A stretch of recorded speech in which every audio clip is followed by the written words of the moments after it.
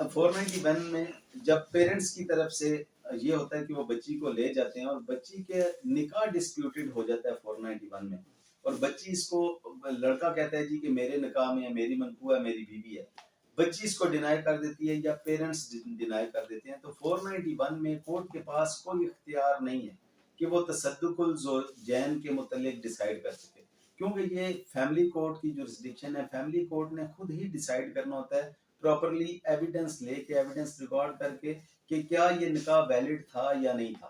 تو نکاح کی ویلڈیٹی ڈیسائیڈ کرنا یا اس میں صرف 491 کے تحت انلیگلٹی دیکھنی ہے کہ کسٹڈی کی حد تک کیا انلیگل یا امپراپر ہے. اگر وہ یہ کہتے ہیں شادی کو ڈسپیوٹڈ کرتے ہیں، نکاح نامے کو ڈسپیوٹڈ کرتے ہیں، تو اس میں بھی کسی قسم کا کوئی اختیار نہیں ہے کہ وہ آنریبل کورٹ یہ ڈیسائیڈ کریں کہ نکاح درست تھا یا نہیں تھا. ان کو صرف یہ دیکھنا ہے اس وقت اپنا پروڈنٹ جوڈیشل مائنڈ اپلائی کر کے یہ دیکھنا ہے کہ یہ بچے کی جو بچی ہے اس کی کسٹڈی ہم نے کس کو حوالے کرنی ہے. اگر انلیگل کسٹڈی میں ہے تو بچی سوئی جورس ہوتی ہے، نکاح اسی صورت میں ہوتا ہے، تو وہ جس طرف پیرنٹس کی طرف جانا چاہیے یا ہسبینڈ کی طرف جانا چاہے، میں نے عرض کیا ایون اسٹرینجر کے ساتھ جانا چاہے تو اس کے ساتھ بھی وہ اسے بھیج دیتے ہیں. اس کو پی ایل ڈی 1995 سوری اس میں P L D 2004 supreme court 219 judgment ہے. آسما جیلانی عبد الودود بنام آسما جہانگیر کیس ہے، یہ بڑا مشہور کیس ہے ہماری ہسٹری کا.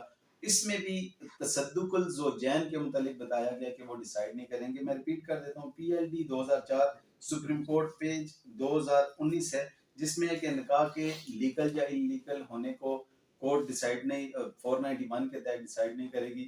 یہ پاورز جو ہیں فیملی کورٹ کے. Thank you very much.